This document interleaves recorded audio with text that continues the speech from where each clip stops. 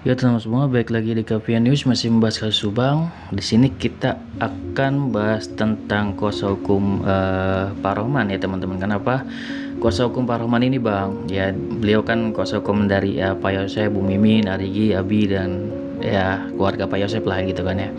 Jadi di sini ada keanehan ya dari Pak Rohman bahwasanya beliau ini akan ya menentang Danu gitu ya, 1 lawan 4 nih kan kayak gitu beliau bilang, seolah yakin banget gitu. Tapi di sini ada keanehan dari Pak Rohman bahwasanya beliau ini seolah kayak cuman menunggu persidangan dan tidak membela apapun gitu.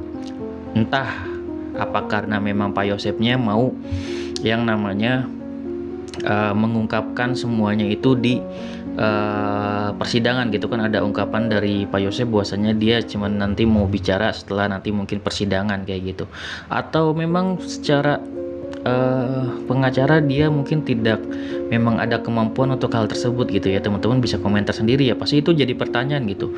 Kenapa sih kalau memang dia yakin nih, contohnya kan ada Arigi dikuatkan kan alibinya, kok dia nggak ada tindakan apapun? Apakah kayak menuntut Danu ataukah mengajukan pra peradilan segala macam agar yang klien dia ini nih, para saksi yang sudah dijadikan tersangka ini bisa bebas dari gelar tersangka tersebut gitu ya, kalau memang dia memiliki yang namanya bukti yang kuat. Contohnya nih dihadirkan kemarin kan saksi Fadil gitu ya untuk di BAP kemarin gitu kan ya, untuk dihadirkan. Tapi di sini tidak ada tuntutan segala macam, tidak ada pra peradilan segala macam. Yang dia lakuin itu seolah kayak sudah menunggu aja persidangan, seolah seperti itu. Yang penting dia punya beberapa bukti yang dianggap kuat, contohnya dari Arigi ini, tapi sama sekali tidak ada tindakan seperti itu kan.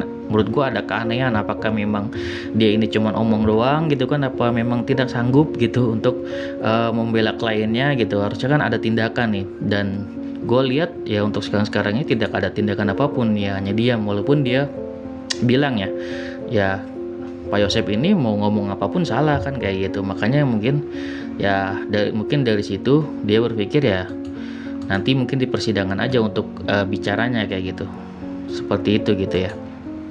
Dan kemarin juga ada yang di komentar ya, ya ada yang komentar di tempat gua bahwasanya tidak ada tindakan apapun dari Pak Rohman untuk apa ya, menguatkan gitu ya, untuk atau membebaskan gitu ya para kliennya kayak gitu. Dan itu memang menurut gua juga suatu keanehan gitu.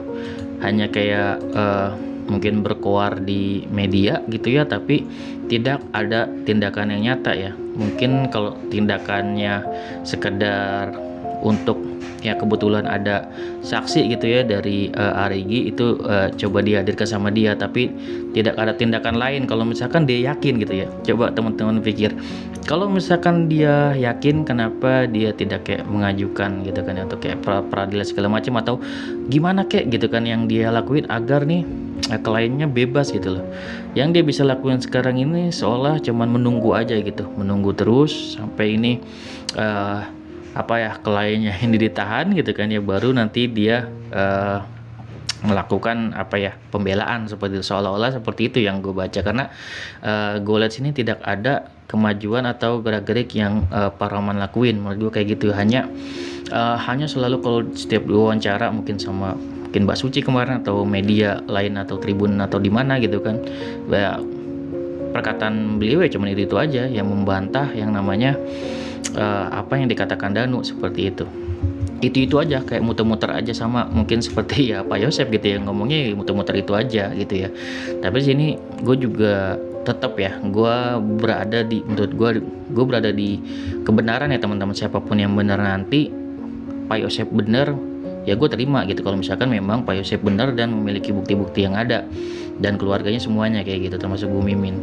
Tapi kalau misalkan memang Pak Yosef salah ya udah salah gitu ya. Jadi gue tuh nggak ada beban apapun. Kalau misalnya Danu salah ya Danu salah, kalau misalnya Pak Dedi salah ya udah harus ditindak gitu aja. Jadi di sini kan yang kita bela itu kan kebenaran untuk korban. Jadi banyak teman-teman yang sangat apa ya, gue lihat di komentar dan segala macam sangat antusias membela salah satu saksi atau salah satu tersangka gitu ya.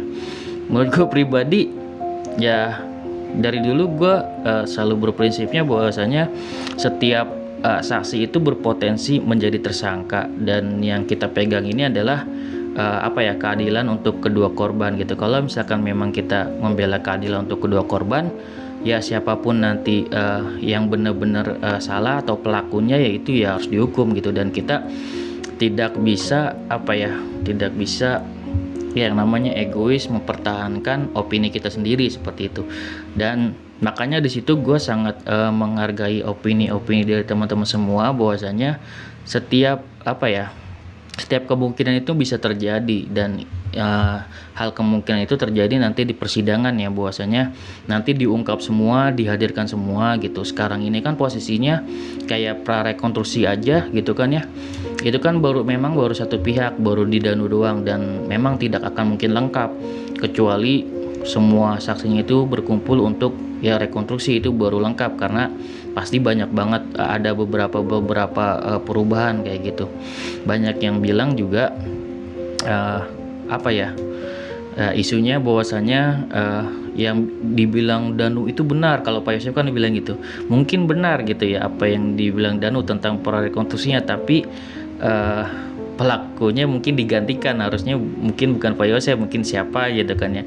Kalau misalkan ada pernyataan seperti itu, ya orang yang bilang begitu berarti kan tahu mungkin gitu kan siapa yang harusnya di posisi tersebut yang Danu bilang. Kalau misalkan ada ungkapan yang Danu bilang itu benar di prarekonstruksi, tapi orang-orangnya berbeda kan kayak gitu. Wow gitu kan ya, itu pernyataan yang luar biasa gitu ya.